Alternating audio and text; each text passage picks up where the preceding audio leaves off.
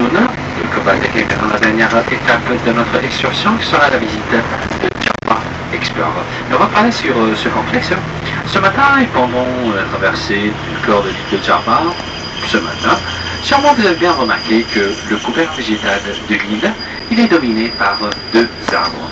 Ce sont les deux arbres, vous pouvez les voir, qui dominent. Je dis bien qui dominent. Ça ne veut pas dire qu'il n'y a que ces deux arbres, mais les deux arbres dominants de Java. Le premier arbre qui est concentré surtout sur la côte. Et là, je parle du palmier dattier. Vous savez que d'après le recensement de la ministère de l'Agriculture, à Java, on compte presque 1 million de palmiers dattiers. Il faut savoir aussi que plus que la moitié, ils sont à l'état sauvage. C'est-à-dire ces palmiers dattiers, même s'ils nous donnent des fruits, mais ces fruits sont juste utilisés comme, on peut dire, nourriture pour les animaux. Ils ne sont pas combustibles, à part quelques arbres qui ne dépassent pas 40%. Entre 40%, les dates données par ces arbres, on peut les manger. Sinon, les autres, les 60% qui restent, sont à l'état sauvage.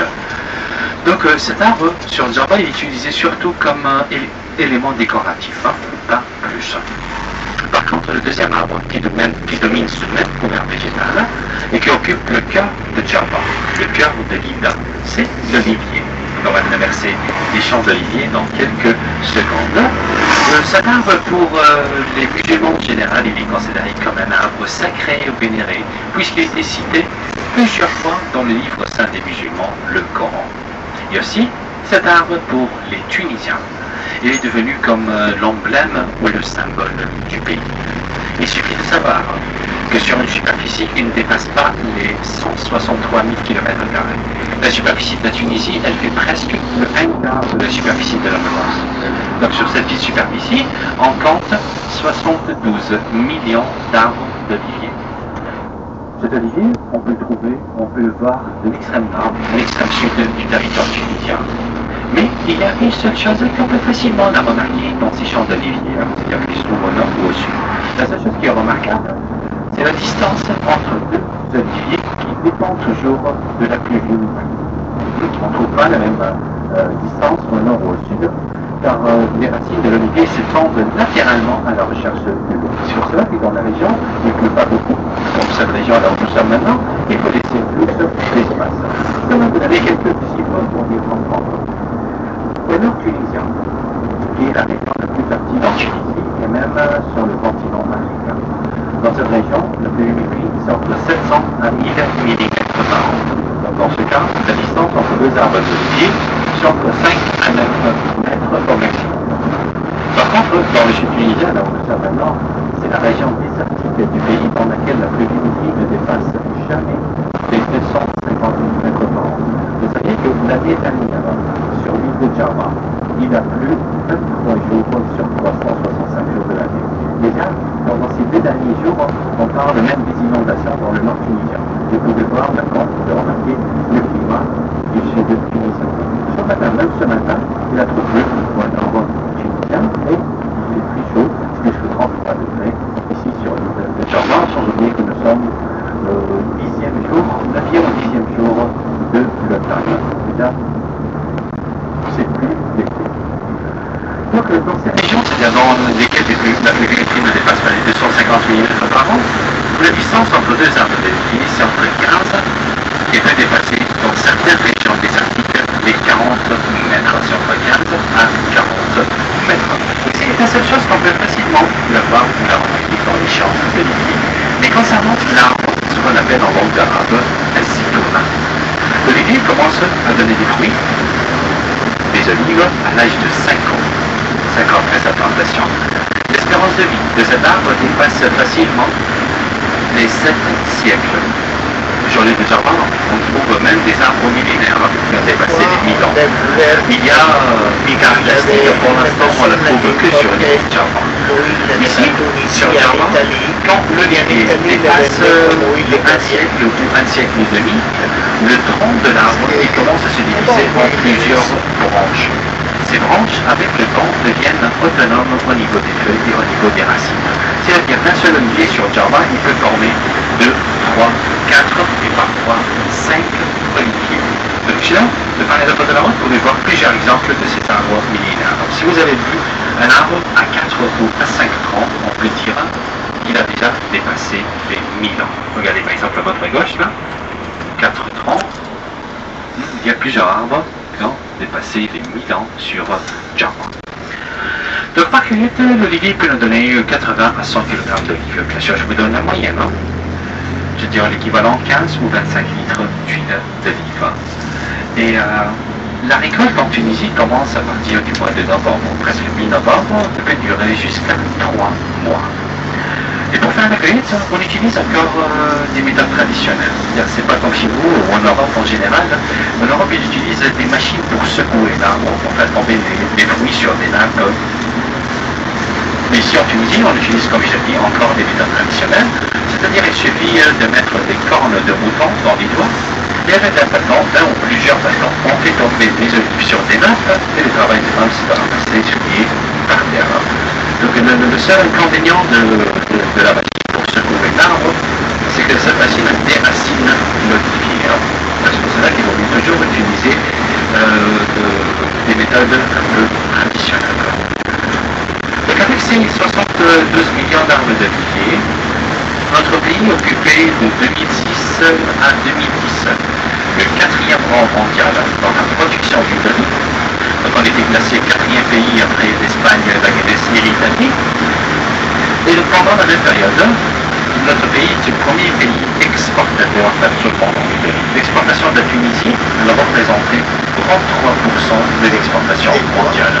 Bon, ces dernières années, après 2 ou 3 ans de sécheresse, nous sommes devenus 5e pays producteur et 4e pays exportateur. Mais ça reste toujours une base de l'économie tunisienne. Tous les arbres qu'on peut y voir de part et d'autre, ils sont tous des arbres d'olivier, bien sûr, avec une centaine de paniers dattiers à l'état sauvage.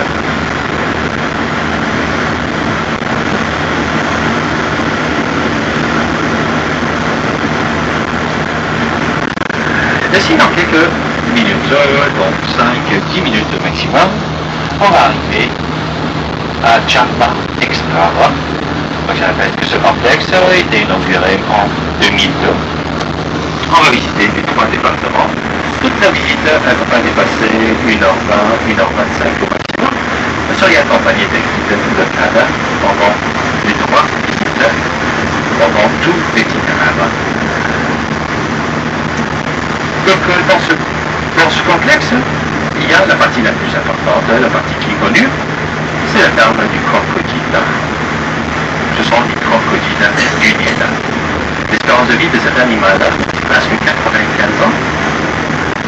Son corps peut dépasser les 4 mètres. Il peut faire 1600 tonnes, 1600 kilos. 1600 kilos, excusez-moi. C'est pas un Boeing quand même. 1600 kilos. Donc ce sont, comme il a dit, les crocodiles du Nil. Il y a une petite partie aussi dans laquelle on peut voir les tortues maliennes, les petites tortues maliennes. Ensuite, on va passer directement au 2e département qui est le musée Lalla Habria. Bon, je répète que dans ce musée, pratiquement tous les objets exposés sont apportés surtout d'Asie, c'est-à-dire la Mésopotamie, l'Irak, l'Iran, l'Arabie Saoudite. Et enfin, 3e partie, qui est aussi assez importante, c'est Djerba Héritage. Donc c'est quoi exactement Djerba Héritage?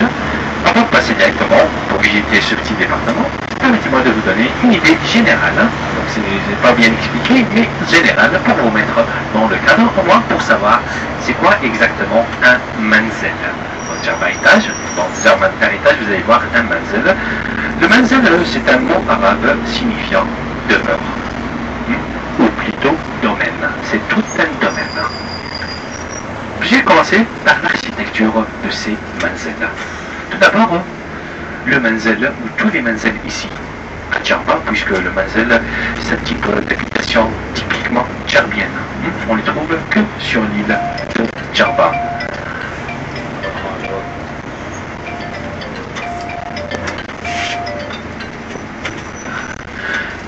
Donc, tout ce manzel, il est entouré de haies. Les bouts de terre, on les appelle les tabias. Tout ce manzel est entouré de tabias et en terre. Ces tabias, ces petites haies, sont plantées par surtout des plantes grasses comme le cactus, le figuier de barbarie. C'est-à-dire que ces plantes grasses, tout d'abord, elles forment comme un microcosme pour tous les insectes et les reptiles. Aussi, en cas de vent, elles filtrent la poussière. Ces plantes grasses filtrent la poussière. De toute façon, on trouve une petite entrée qui mène directement au manzel. Donc le manzel, il se compose de deux grandes parties. Donc une fois qu'on a passé les haies, on se retrouve devant deux parties. La première partie, c'est une terre agricole qui fait entre 2 à 5 hectares. Cette terre peut être plantée par des arbres d'olivier, de palmiers dattiers, de figuiers, d'abricotiers. Aussi on trouve culture maraîchère, sinon du sorgho, parce que l'île de Djerba est connue par la production du sorgho. Aussi, à côté de cette terre agricole, on trouve une aire de battage, on trouve 3, 4, 5 greniers pour stocker les biens de la famille. Aussi, on trouve un atelier de tissage. Et pas trop loin, ça dépend de son lieu d'implantation, on peut trouver un ou maximum 3 puits. Comme j'ai dit, selon son lieu d'implantation. Le puits sur l'île de Djerba, il est juché sur un monticule. Oui, il est juché généralement sur un monticule, comme le château d'eau, comme les châteaux d'eau en général. Pourquoi il est juché sur un monticule? Pour permettre l'irrigation du total du parcelle, la totalité du parcelle, par simple gravité. C'est pour cela qu'on trouve tous les puits sur les Djerba qui sont juchés sur un monticule. Deuxième partie de ce manzel, ou de ces manzels djerbiens, c'est bien sûr ce qu'on appelle le houch, c'est-à-dire la maison arabo-musulmane. L'entrée à ce houch, elle est toujours en baïonnette ou en chicane, c'est-à-dire on ne trouve pas une entrée directe à la cour centrale. Toujours cette entrée, elle est précédée par ce qu'on appelle une entrée à coude en chicane ou en baïonnette, pour deux raisons. Je vais vous expliquer. Déjà, cette entrée à coude, on les trouve dans toutes les maisons arabo-musulmanes. Premièrement, pour garder l'intimité de la demeure, c'est la maison la plus importante, parce que si quelqu'un passe en face de ce houch, de ce manzel, il ne peut rien voir. Parce que vous savez que la partie plus importante pour toutes les familles, c'est la cour centrale de la maison, qui est considérée comme le centre de la vie familiale. Donc si quelqu'un passe en face de cette maison, il ne peut rien voir, puisque c'est une entrée en baïonnette ou en chicane. Deuxième raison pourquoi on construit ces genres d'entrées. Bien dans des maisons arabo-musulmanes, et ensuite on peut la trouver au sud de l'Europe, c'est-à-dire la France, Italie, Espagne. On peut trouver dans certaines maisons, surtout les maisons où les villes donnent directement sur la Méditerranée, on trouve presque cette même architecture, c'est-à-dire l'entrée en chicane. Deuxième raison, il ne faut pas oublier que le monde musulman, ou les villes et les pays musulmans, ne sont pas trop loin du désert. Et on a un vent qui peut souffler du sud, qui s'appelle le sirocco. Le sirocco, il peut augmenter la température de l'atmosphère plus 15 à 20 degrés en 2 heures seulement. Donc si on construit une entrée en chicane ou en baïonnette, ça permet de casser le vent. C'est-à-dire, de telle façon, le vent se casse juste à l'entrée, et du coup, il ne peut pas rentrer directement à la cour centrale. Donc c'est parmi les raisons pourquoi on trouve cette entrée à coude. Une fois qu'on a passé cette entrée à coude, on se retrouve directement dans une cour centrale à ciel ouvert qui est entourée de plusieurs départements, de plusieurs chambres. Bien sûr, sur l'île de Djerba, on trouve des chambres en coupole, ce qu'on appelle l'architecture en voûte. Là, bien sûr, c'est pas un style architectural sur l'île de Djerba, mais au contraire, on peut l'appeler tout simplement, en deux mots, c'est une aération ou climatisation naturelle. Parce que vous saviez toujours que l'air chaud, ça remonte à où? Ça reste dans la demeure, dans la pièce, que la fraîcheur. Donc, c'est construction en voûte ou en coupole, en dôme, ça permet toujours de climatisation naturelle. Je veux dire, dans ces genres de construction, la température est toujours constante, été ou hiver. On parle d'une température moyenne minimale de 22 degrés, maximale de 27 degrés. Donc c'est pour cela qu'on trouve ces deux barres de part et d'autre de la route sur toutes ces villas, toutes ces maisons. Toujours on trouve minimum 2 ou 3 coupoles sur chaque maison. Même les chambres complexes d'Djerba, chaque chambre, on trouve aussi une petite coupole. Donc c'est une idée générale sur le Manzella. Vous allez voir, vous allez le visiter pendant la visite de Djerba Explorer. Donc il nous reste quelques secondes pour arriver au complexe. Vous allez me suivre. On va passer directement à la réception. Et juste à la réception, je vais vous donner des tickets. Donc sur chaque ticket, il y a 3 coupons. Chaque coupon correspond bien sûr à un département. Bien sûr, vous n'allez pas utiliser ces tickets, mais vous pouvez les laisser, les garder comme souvenirs. Donc chacun aura son ticket. Aussi, je vais vous présenter votre guide. Donc c'est lequel vous allez découvrir cette belle endroit, qui est Djerba Explorer. Et sur place, je vais vous donner bien sûr mon presque sera notre point de rendez-vous à côté du bus au parking. Donc disons maintenant il est 15h20, peut-être le temps d'arriver 10 minutes, 15h30, peut-être à 17h moins 10, 17h moins 5 au maximum, peut-être on va quitter le complexe, disons 17h au maximum. On va commencer par le premier hôtel qui est le complexe d'Djerba, ensuite le chauffeur il va ramener les 2 clients de Zarzis vers l'hôtel Zita. Donc la construction blanche qui est juste à votre gauche, c'est Djerba Explorer.